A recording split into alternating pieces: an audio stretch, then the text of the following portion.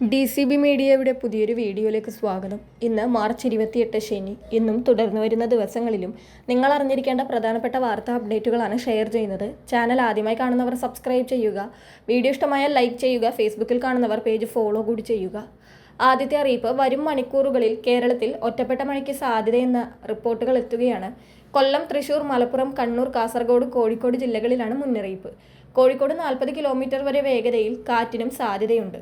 കേരളത്തിൽ ഒറ്റപ്പെട്ടയിടങ്ങളിൽ ഇന്നും നാളെയും ഇടിമിന്നലോടുകൂടിയ മഴയ്ക്കും മണിക്കൂറിൽ 30 മുതൽ 40 കിലോമീറ്റർ വരെ വേഗതയിൽ ശക്തമായ കാറ്റിനുമാണ് സാധ്യത. അടുത്ത അറിയിപ്പ്, സംസ്ഥാനത്ത് സ്വർണ്ണവിലയിൽ വീണ്ടും വർധന വന്നിരിക്കുകയാണ്. പവന് ഒറ്റയടിക്ക് 1840 രൂപയാണ് കൂടിയത്. ഒരു പവൻ സ്വർണത്തിന്റെ ഇന്നത്തെ വില 1,08,600 രൂപയാണ്. ഗ്രാമിന് 230 രൂപ ഉയർന്ന് 13,575 രൂപയായി. അടുത്ത അറിയിപ്പ്, സർക്കാർ സേവനങ്ങൾ ജനങ്ങളിലേക്ക് വേഗത്തിൽ എത്തിക്കുന്നതിന്റെ ഭാഗമായി ആധാർ കാർഡും പാൻ കാർഡും ഉൾപ്പെടെയുള്ള പ്രധാന രേഖകൾ വാട്സാപ്പിലൂടെ ഡൗൺലോഡ് ചെയ്യാനുള്ള സൗകര്യം കേന്ദ്ര സർക്കാർ സജ്ജമാക്കിയിരിക്കുകയാണ്.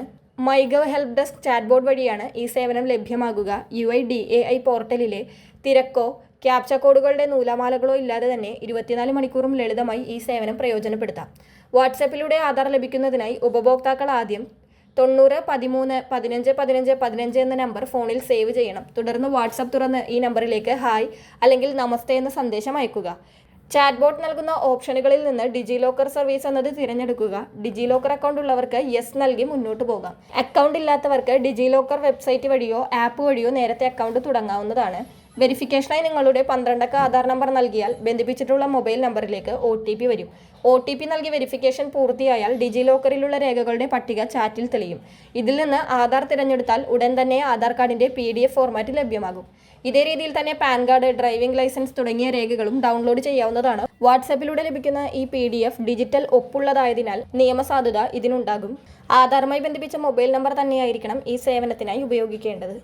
അടുത്ത അറിയിപ്പ്, സാമ്പത്തിക തട്ടിപ്പുകളിൽ നിന്ന് സംരക്ഷണം ഉറപ്പാക്കുന്നതിന് ഏപ്രിൽ 1 മുതൽ ഓൺലൈൻ ഇടപാടുകളിൽ മാറ്റം വരികയാണ്. പുതിയ RBI ചട്ടമനുസരിച്ചാണ് മാറ്റം വരുന്നത്. വർദ്ധിച്ചു വരുന്ന ഓൺലൈൻ തട്ടിപ്പുകൾ തടയുന്നതിനായി കർശനമായ ഒതന്റിക്കേഷൻ വ്യവസ്ഥകളാണ് നടപ്പാകാൻ പോകുന്നത്.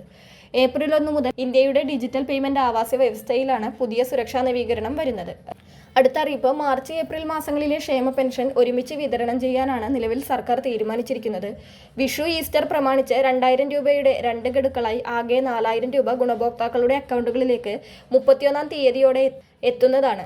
നേരത്തെ മാർച്ച് 25-ാം തീയതി മാർച്ച് മാസത്തെ പെൻഷനും 31-ാം തീയതി ഏപ്രിൽ മാസത്തെ പെൻഷനും വിതരണം ചെയ്യാനായിരുന്നു തീരുമാനിച്ചിരുന്നത്.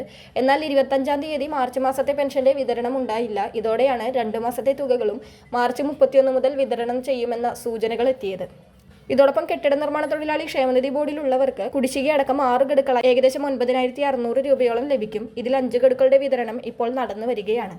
വളരെ പ്രധാനപ്പെട്ട ഈ വാർത്താ അപ്ഡേറ്റുകൾ മറ്റുള്ളവർക്ക് കൂടി ഷെയർ ചെയ്യുക.